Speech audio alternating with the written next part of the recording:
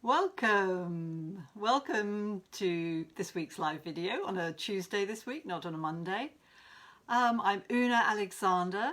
I'm the Radically Loving Parenting Specialist, and I'm here today to talk about teaching children right from wrong. Should we be doing it? And if so, how? So what do we mean by teaching children right from wrong? We mean those kind of things like teaching them that it's good to tell the truth, that it's best not to be rude, it's best not to litter, to be kind and respectful to other people. All those things we mean when we say teaching children right from wrong. And of course we want to do those things, right? we want to teach children to care and be the kind of people who grow up to help the world be a better place, a kinder place. And so of course we do. The question is how, because often when we talk about we've got to teach children right from wrong, what we mean is we've got to come down on them like a ton of bricks, when they step from the straight and narrow. And when I was 17, my parents invited me out to dinner to a nice restaurant in nearby Chelsea, and I was quite excited to go out with them.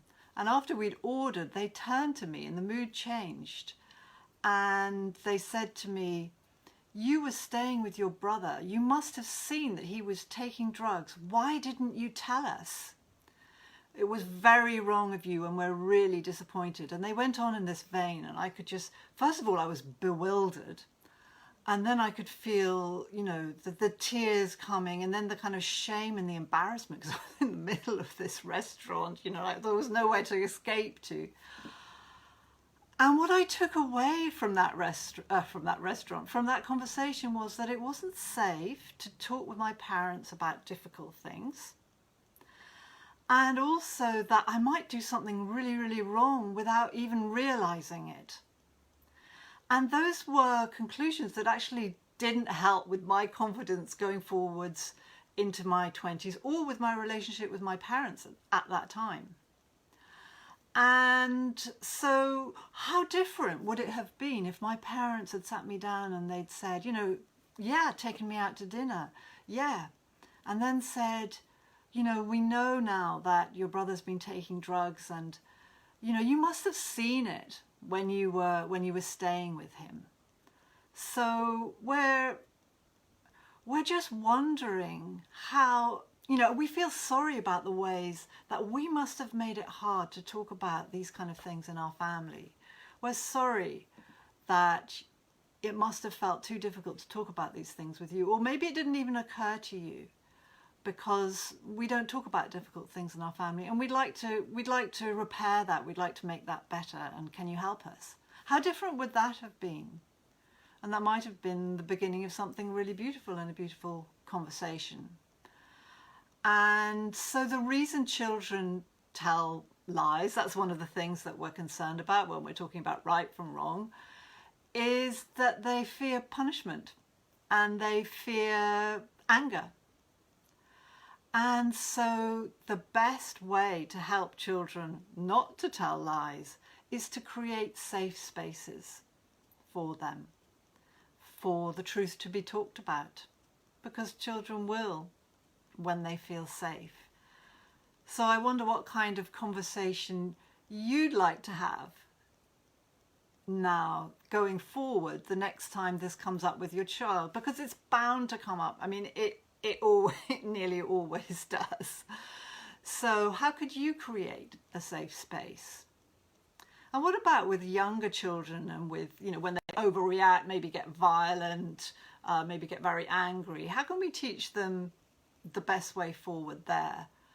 I was visiting my parental home in London a few years ago now, and all of a sudden, the front door banged shut and a family member came in. She came in with her 5-year-old daughter, who just stormed upstairs.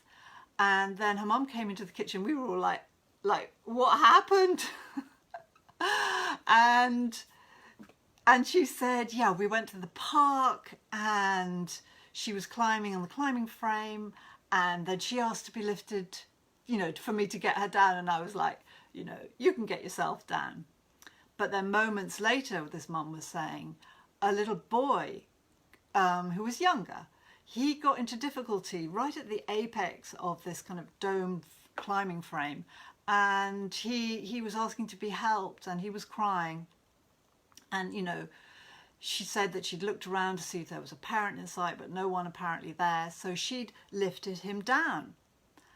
And that's when her daughter looked at her daggers and came quickly down and said, you lifted him down and not me.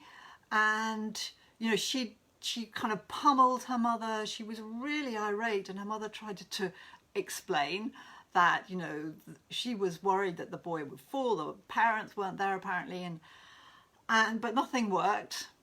And so the visit to the park came to an end, and they came back home, and, you know, we'd seen the rest of it. And, you know, that's when I kind of felt the eyes of the family turning and looking to me for some kind of answer. And I knew that this little girl hadn't seen her mum for a number of weeks before that, before this day.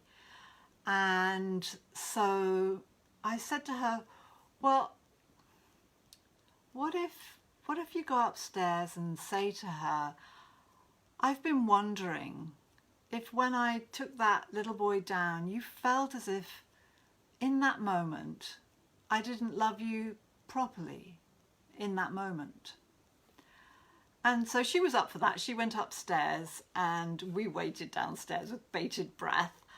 And then it came. It was like a rush of tears, tears of relief, tears of connection, and they came down happily, hand in hand. And my brother, actually, he looked at me as if I was some kind of witch. And, you know, that's an example of a kind of creating of a safe space with a child when the truth will out, the true reason for behavior will come out, and the true feelings will come out. And I think this is at the core of really helping children practice, because it's a practice, isn't it? Making good decisions, choosing the more courageous, the more empowered action.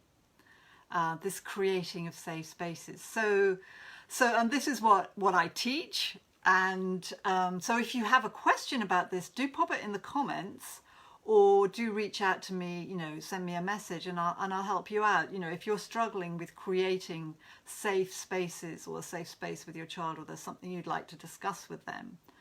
And you can also, by the way, download my meditation, which is reset your relationship with your child. Because sometimes when there's kind of friction between us, and we're in a bit of a kind of ding dong with our children, it's harder to create those safe spaces. So this meditation kind of clears away whatever might be in the way, so that it's easier to have those kind of conversations. And that's on unaalexander.co.uk/reset. So thank you so much for watching. I really appreciate that. If you've enjoyed it, do give me a thumbs up or a heart.